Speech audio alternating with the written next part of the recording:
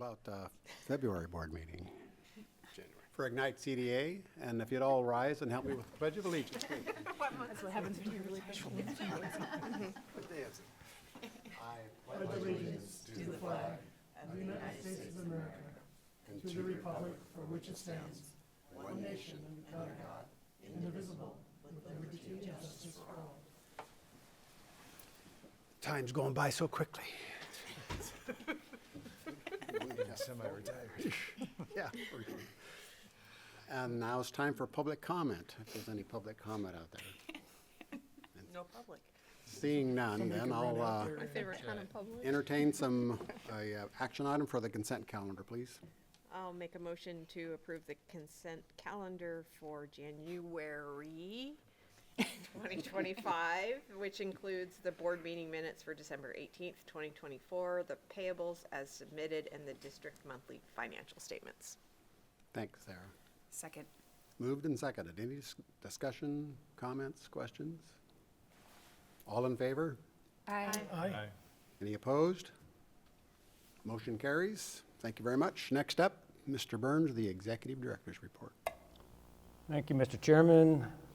First up is an action item for the updated Ignite CDA Public Records Retention Policy. I shared this policy with you here last week. Basically, some background, Ignite CDA's policy was created in 2015, and at that time met all the Idaho Code requirements regarding public record retention. Over the past 10 years, there have been a few updates to the Idaho Code that impact the policy. The updated 2025 policy document incorporates those changes, bringing the policy up to date with current Idaho Code regarding public record retention. Legal counsel Quaid and her assistant, Mr. Brandon, in Boise did the work, and we would entertain any questions you might have about that updated policy. Questions for Tony or Danielle? Otherwise, we would need a motion to approve it. Oh, I guess it's me again. I'm up. Somebody. I make a motion that we approve the updated Ignite CDA Public Records Retention Policy. I'll second. Moved and seconded. Any questions? All in favor? Aye. Opposed? Thank you. That motion carries. Thank you. The next item is Resolution 2501, Destruction of Semi-Permanent and Temporary Public Records. This resolution pertains to the destruction of the following public records for the agency's public record retention policy.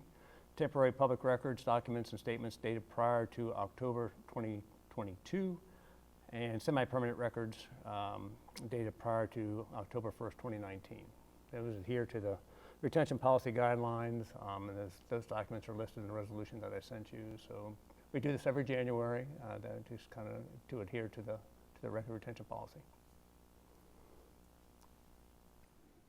Need a motion? Oh, jeez. I'll move. Thank you, Chris. To adopt Resolution 2501, Destruction of Semi-Permanent and Temporary Public Records. Second. Moved and seconded. Roll call, please, Tony. Can I just ask a question? Yes. I'm Oh, yeah. sorry. I don't mean to be on such a, we have to do something tonight. We have to ask a question. So Tony, how do we store our records, both this permanent and the semi-permanent? Are they all electronic? Are they some paper and some electronic? Yes, both. There's on paper, they're electronic, but most of them are electronic and they're backed up. They exist on this laptop and they're backed up on the cloud. Okay. So. Okay. Good question. That's all I wanted to ask.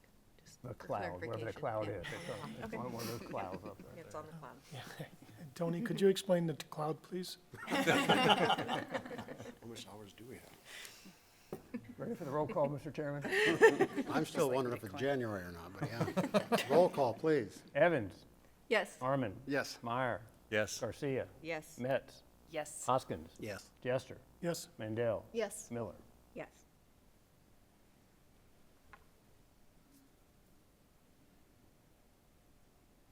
Motion carries. Okay. Next up is Atlas Project Update. I shared with you some news that we received here recently regarding the dirt work contract for the new downtown Sherman Avenue Marriott Hotel project.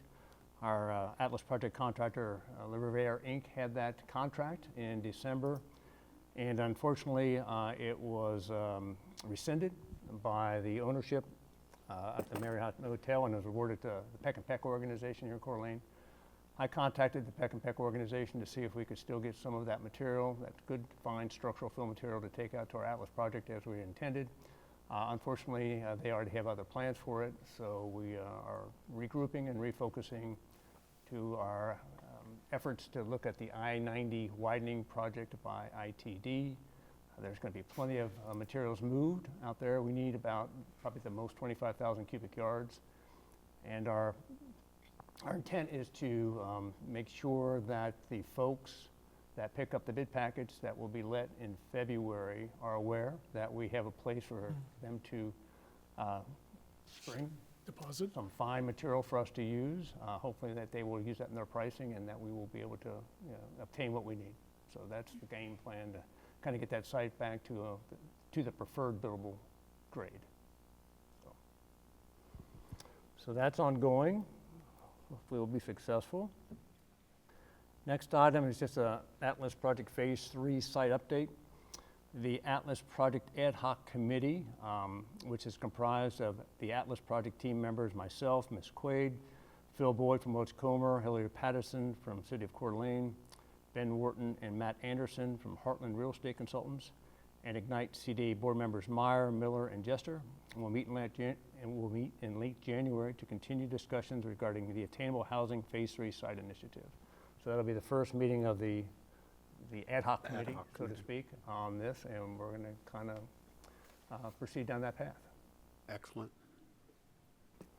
And finally, just to share with you that last month, myself, Ms. Quaid, and Phil Boyd met with representatives from Habitat for Humanity to learn more about their home ownership, deed-restricted, attainable housing business model and how such a model might work on the Phase 3 site.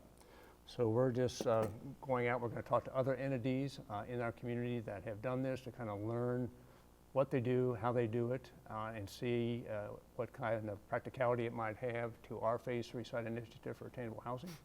We learned a lot. I learned a lot, and I think Danielle learned a lot too about how they do things and their flexibility about how they work their business model. It was a very interesting meeting, and we hope to have other overtures and kind of meetings with other individuals here in the community in the next few months. And we'll talk more about this with the ad hoc committee and get their guidance too. Was Habitat interested in our project? Or is that how they do Very that? much Or? so. And Good. in very, very interesting ways too. So just kind of data gathering right now, information gathering to kind of see what makes sense and learn more about that. And we'll talk with our learned folks in our community about different things. So the process has begun. And that's all I have, Mr. Chairman. Thanks, Tony. Time for board commissioner comments. Any board commissioner have a comment for this month? Councilman Miller? I'm so nervous because I'm so new. Right. Oh, sorry. I learned it was January, so. So this is just housekeeping, but we have a new man in the booth, Mike. Yep, Mike. And so I'm used to having a mic. Mike, I'm used to having a mic. So can you hear us when we're this all far apart and the mics are all away? We haven't had a recording issue. Okay, that's good. I just thought I'd clear that because I didn't want to feel like I had to do this to lean over. We'd all be cozy. And then the other thing is on the 25K, the dirt that you're looking for, is there the ability for Ignite to kind of put the word out for anyone else that may have structural fill that may be available? We've been putting the word out for months and months and months and months and months. And so everybody knows we want it. There's always the negotiations about, how much are we willing to pay for it, which is next to nothing. We like it for free. And so that's usually not the real winner. So you're usually going out to the major contractors and Right. and that, not the tippers, like the end game people who are going into the quarries, right? Right. We want to make sure we get good stuff. And so we're focusing our efforts on folks that will bring us good quality material that still would be tested, but we are dealing with known entities in the community. Okay. Thanks. That's it? That's it, Kiki? That's it, Okay. thank you. Anybody else have a comment? Tony, in your conversations with Habitat, they have the capacity to do something of this nature? Because I'm aware that they have an ongoing project over by Costco, I think it is. They're finishing up one 5-unit and another 5-unit is going up, if I'm not mistaken. From what they shared with us, we met with the executive director and one of his board members, and they said that they have that capacity to do 7 to 10 units per year, and that they would fine tune or even modify their current business model to meet our requirements and our desires for Excellent. said project, so. Excellent, yeah. Good organization, and I like what they do it and the way they do it, yeah. Sorry, all of a sudden I'm not nervous. So I was just gonna throw in that one of the things that Habitat has done, and I hope you talked about this, but the ad hoc committee will talk about it again, is that they can manage the paperwork side for another builder project. So they don't necessarily have to build To the physically do it. project, to physically build it and use that model. They can do the paperwork and project manage it and take that piece away from Ignite. So there's more than one way to get to the end game. So Oh, good, I hope good. we have the ability to sit down and talk about that. And there's some other things that other companies can do too. Good. Anything else? I'll entertain a motion to adjourn. So moved. Second. Moved and seconded. All in favor? Aye. Gee, Sarah, I wanted to do that. And that's a wrap, Mike.